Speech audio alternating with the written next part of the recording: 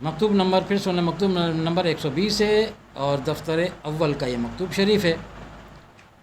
میر محمد نعمان علیہ رحمہ کی طرف آپ نے مکتوب لکھا۔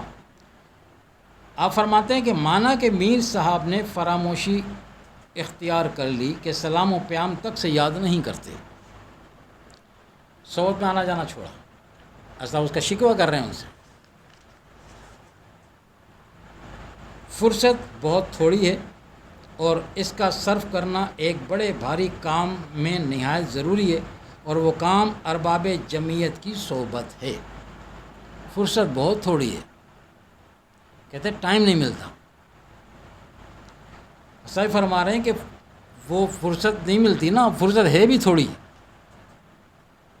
دنیا بھر کے بکھیڑے ہیں تو وہ بھی تو ہو رہے ہیں نا سارے، پھر ادھر کیوں نہیں فرصت؟ جس کا رب حکم دے رہا ہے کہ صادقین کی صحبت اختیار کرو، یہاں جانے کے لیے فرصت کیوں نہیں مل رہی؟ فرمایا فرصت ہے بھی تھوڑی۔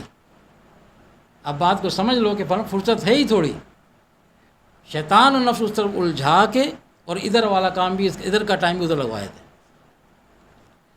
تو صاحب ان کی توجہ بلکہ ان کی صرف نہیں بلکہ اپنے تمام ماننے والوں کی، تمام جو کلمہ پڑھنے والے سب کی تو اس طرف دلا رہے ہیں۔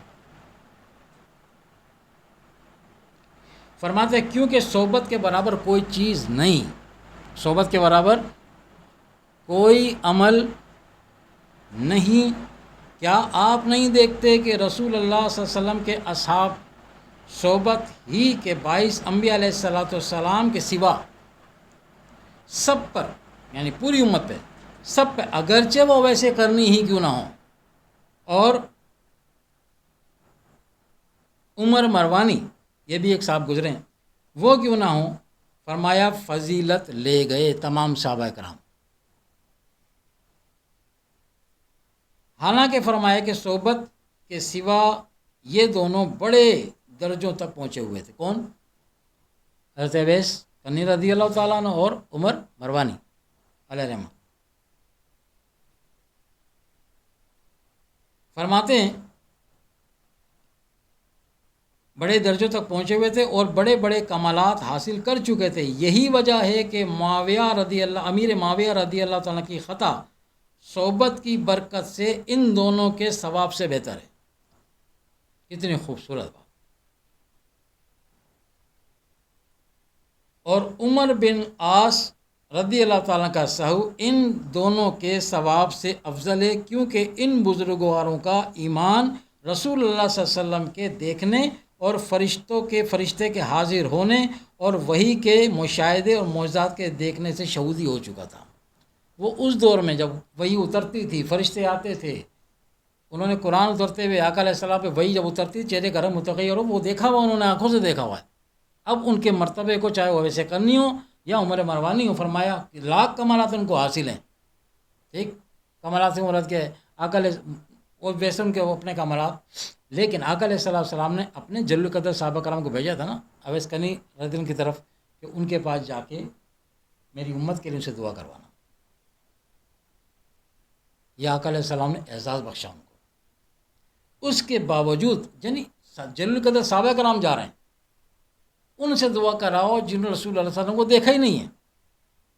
ٹھیک، اس کے باوجود حضرت صاحب نے اسی لیے ان کو لے کر آئے ہیں کہ ان کا مقام مرتبہ کیا ہوگا، جن کو آقا علیہ السلام ان کو بھیج رہے ہیں، لیکن یہ جانے والے ہیں ان سے افضل۔ اب اس کی حکمت اللہ اس کا رسول بہتر جانے کہ وہاں جو آپ کو بھیجا گیا، خلفاء راشدین کو بھیجا گیا۔ امام ربانی علیہ السلام فرماتے ہیں کہ اس میں جو بنیادی چیز ہے وہ کیا ہے؟ وہ صحبت رسول صلی اللہ علیہ وسلم۔ اس کے باوجود صحابہ کرام افضل نہیں، افضل ترین ہیں۔ فرماتے ہیں اور ان کے سوا کسی اور کو اس قسم کے کمالات جو در حقیقت تمام کمالات کا اصل اصول ہے نصیب نہیں ہوئے، اور اگر اویس کرنی، یہ بڑی اہم بات ہے اور کسی اور نے کہی بھی نہیں، امام ربانی کہہ سکتے ہیں اس بات کو۔ ہاں، امام ربانی ہی کہہ سکتے ہیں اور کسی میں جرت بھی نہیں، اور کوئی آپ کی بات کے آگے سر اٹھا بھی نہیں سکتا، کیونکہ آپ نے جو ورک کیا نا منہاج النبوہ پہ ورک کیا ہے۔ فرماتے اور اگر اویس کرنی کو معلوم ہوتا کہ صحبت کی فضیلت میں یہ خاصیت ہے تو ان کو صحبت سے کوئی چیز مانے نہ ہوتی،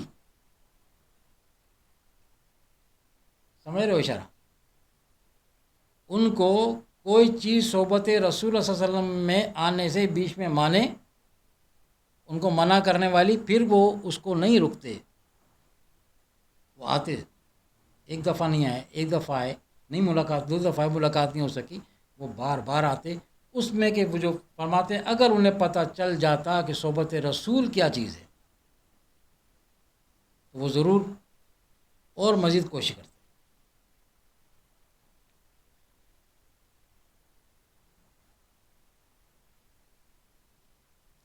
فرمایا انہیں کوئی چیز مانے نہ ہوتی اور اس فضیلت پر کوئی چیز کسی اور چیز کو وہ اختیار نہیں کرتے۔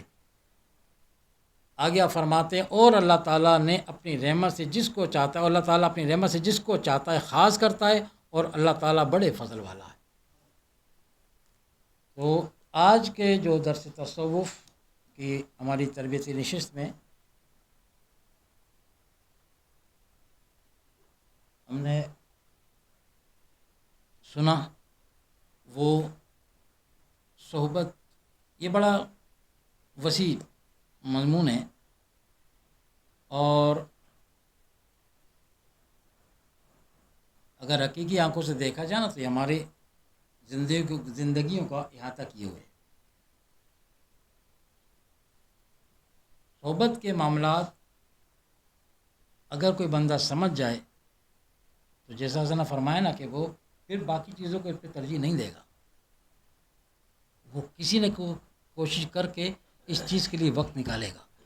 حکم الہی ہے وکونوا مع صادقین، وکونوا مع صادقین نے یہ نہیں کہا کہ نبی کی صحبت، لفظ نبی اگر آ جاتا نا پھر تو ہم کدھر جاتے، اب تو نبی نہیں ہے،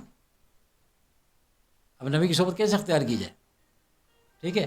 لیکن یہاں فرمایا وکونوا مع صادقین، آقا علیہ الصلوۃ والسلام کے پیروکار وہ قیامت تک آتے رہیں گے، اور ان کا جو مرتبہ مقام ہوگا پھر وہ سچے ہوں گے، ان سچوں کے پاس آپ نے جانا ہے، یہ حکم الہی ہے۔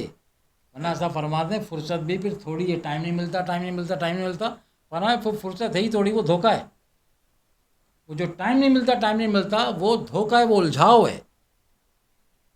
اس الجھاؤ سے جب تک اپنے آپ کو نکالنے کی کوشش نہیں، ادھر آؤ گے، اس طرف آؤ گے تو بنو گے، وہ والے کام بھی بنیں گے، وہ والے کام بھی بنیں گے۔ فقیر اکثر وہ امام اپنا حضرت سیدنا ابوبکر صدیق رضی اللہ تعالیٰ عنہ جو سلسلہ نقشبندیہ کے بانی امام ہیں، آپ فرماتے ہیں کہ جو بندہ اللہ کے کام میں لگ جاتا ہے اللہ اس کے کام میں لگ جاتا ہے۔ اور ہمارے کون سے کام ہیں؟ یہاں عبادت کی بات نہیں ہو رہی، کاموں کا بکھیڑا ہی نا دنیا کے اندر۔ تو جو بندہ اللہ کے کام میں لگ جائے، اللہ کے کام کو اپنے کام پہ ترجیح دے۔ اللہ نے یہ نہیں کہا کہ وہ تم نے کام سارے چھوڑ دو، ہاتھ اٹھا لو، دنیا سے نہیں، اس کا مقصد ہرگز یہ نہیں ہے، ہرگز یہ نہیں۔ ہم نے بیلنس آؤٹ کر دیا ہے، ہمارا بیلنس آؤٹ ہے۔ جب آپ کوئی چیز خریدنے جاتے ہیں نا ترازو کے اوپر، تو وہاں آپ کی نظریں کس پر ہوتی ہیں؟ جو چیز خرید رہے ہوتے ہو، باٹ والا اوپر نیچے ہو رہا ہے، ادھر والا اوپر نیچے ہو رہا ہے۔ جو چیز لینی ہوتی ہے نا وہ بھلی نیچے ہو جائے تھوڑی، لیکن اگر وہ اوپر چلی جائے نا تھوڑی، اور اس نے اوپر پلڑا اوپر ہی تھا، اس نے وہاں چیز اٹھا کے اور آپ کو دینی چاہیے، پھر آپ کا کیا حال ہوتا ہے؟ سمجھ رہے ہو بات؟ بیلنس، ہم نے بیلنس آؤٹ کر دیا ہے۔ زندگی میں دنیا میں رہنا، دنیا کے معاملات کے ساتھ چلنا ہے، لیکن دین اور دنیا۔ آقا علیہ السلام نے آخری بات، آقا علیہ السلام نے ہمیں بڑی اچھی دعا سکھائی، جامع دعا ہے، مختصر دعا ہے، وہ آپ نمازوں میں پڑھتے بھی ہیں، سب کو یاد ہوگی تقریباً۔ ربنا آتینا فی الدنیا حسنۃ وفی الآخرۃ حسنۃ وقنا عذاب النار۔ اب دیکھو اس کی ترتیب دیکھو، اللہ تبارک و تعالیٰ نے ہمیں جس انداز میں دعا مانگنے کا اس میں طریق سکھایا، آقا علیہ السلام نے ہمیں تعلیم کیا، ربنا آتینا فی الدنیا، پہلے دنیا کا ذکر کیا ہے، آخرت کا نہیں کیا پہلے۔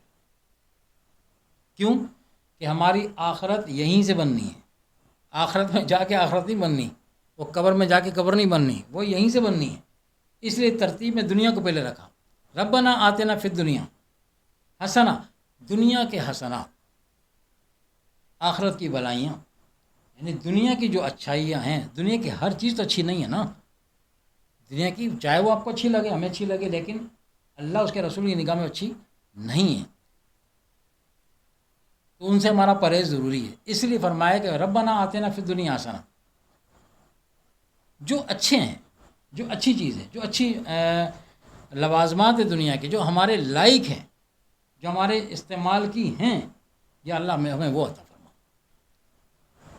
دنیا کے جو آسائشات ہیں، لوازمات ہیں، جو ہمارے حق میں بہتر ہیں، ہمیں وہ عطا فرما۔ ربنا آتنا فی الدنیا حسنۃ وفی الآخرۃ، وفی الآخرۃ حسنہ، پھر آخرت کی حسنہ، آخرت تو پھر آخرت ہے نا، آخرت میں بھی ہر ایک کا معاملہ ایک سا نہیں ہے، آخرت کے بھی جو آخرت کے جو حسنات ہیں نا، وہ ہمیں عطا فرما، کہ جو نجات والے ہمیں ان میں رکھنا۔ وقنا عذاب النار، پھر اینڈ میں کیا ہے، پھر انجام کیا ہے، نار یعنی جہنم، آگ یا جنت ہے، تو یا اللہ جہنم کی آگ سے بچانا۔ کتنی مختصر اور جامع دعا ہے، اگر سمجھ کے پڑھیں گے اور اپنی زندگی کے معاملات کو بیلنس کرنے کی کوشش کریں گے تو یہ زندگی مشکل نہیں ہے۔ ہوتا کیا ہے کہ جب ہم بیلنس کر لیتے ہیں، یعنی اللہ کی بات کو سامنے رکھتے ہیں، تو پھر اللہ تبارک و تعالی ہمارے وقت میں برکت دے دیتا ہے، اور جب وقت میں برکت آ جائے تو پھر آپ کے بہت سارے کام اسی وقت میں طے پا جاتے ہیں، اور احسن طریقے سے طے پاتے ہیں۔ اور کیوں نہ طے پائیں، کہ آسا فرما رہے ہیں، خلیفۃ الرسول فرما رہے ہیں کہ اللہ اس کے کام میں لگ جاتا ہے۔ کیسے نہیں طے پائیں گے، احسن طریقے سے کیسے نہیں طے پائیں گے؟ بلکہ آگے چل کے ایک جگہ فرماتے ہیں کہ جب دو کام مجھے کبھی ایسے پیش آتے ہیں نا، کہ اللہ کا کام بھی ہوتا ہے اور میرا اپنا ذاتی کام بھی ہوتا ہے، تو میں پھر کیا کرتا ہوں کہ اپنا ذاتی کام چھوڑتا ہوں اور اللہ کے کام کو ترجیح دیتا ہوں۔ فرماتے ہیں کہ پھر وہ کام اس قدر بہترین طریقے سے طے پاتا ہے کہ میں اگر کرتا نا اس کو، تو وہ اس انداز میں مکمل نہیں ہوتا جس طرح میں نے اس کو چھوڑا اور اللہ نے اس کو کر دیا۔ تو اللہ کیا وہ کام تو کمپلیٹ ہوتا ہے، ہمارے کام میں نقص ہوتا ہے، کمی بیشی ہمارے کام میں ہوتی ہے، لیکن نفس و شیطان ہمیں اس طرف آنے نہیں دیتے، نہ آنے دیں گے۔ یہی فائٹ ہے، یہی جنگ ہے زندگی کے اندر۔ یہ دونوں اللہ تعالیٰ کے دشمن ہیں، اور اللہ تعالیٰ کی طرف سے پھر یہ ہمارے دشمن ہیں۔ دشمنی شیطان کی پہلے خدا کے ساتھ ہے، آدم علیہ السلام کے حوالے سے، پھر ہم تو اولاد آدم ہیں نا، ہم تو اولاد آدم ہیں، تو یہ سرکل یہاں سے وہاں نہیں جا رہا، یہ وہاں سے یہاں آ رہا ہے۔ اب اس نے دشمنی لی ہمارے باپ آدم علیہ السلام کے حوالے سے پوری اولاد کے ساتھ، تو اللہ تبارک و تعالیٰ نے ہمیں اپنی سپورٹ دے دی کہ میں تمہارے ساتھ ہوں۔ شیطان نفس کیا کریں گے؟ صرف وسوسہ پیدا کریں گے، شرارت کریں گے، اس حد تک ان کی چالیں ہیں۔ بس فرمایا شیطان کا جو وار ہے، اس کے اٹیکس ہیں، اس کے حملے، وہ مکڑی کے جالے کی طرح ہیں۔ مکڑی کا جالا کتنا مضبوط ہوتا ہے، کتنا ہی بڑا ہو نا، کتنا ہی بڑا ہو مکڑی کا جالا، وہ کتنا مضبوط ہوگا۔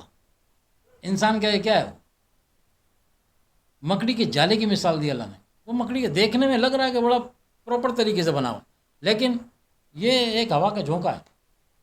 تم استقامت اختیار کرو، اپنے رب کی طرف توجہ رکھو، پھر دیکھو کیا ہوتا ہے۔ اللہ تبارک و تعالیٰ سے دعا ہے کہ اللہ تبارک و تعالیٰ ہمیں امام ربانی رحمۃ اللہ تعالیٰ علیہ کے مکتوبات شریف کو سمجھ کر اس پر عمل کرنے کی کم حق و توفیق اور ہمت عطا فرمائے، اور سمجھ کر عمل کر کے دوسروں تک پہنچانے کی بھی ہمیں توفیق عطا فرمائے۔ وما علینا الا البلاغ۔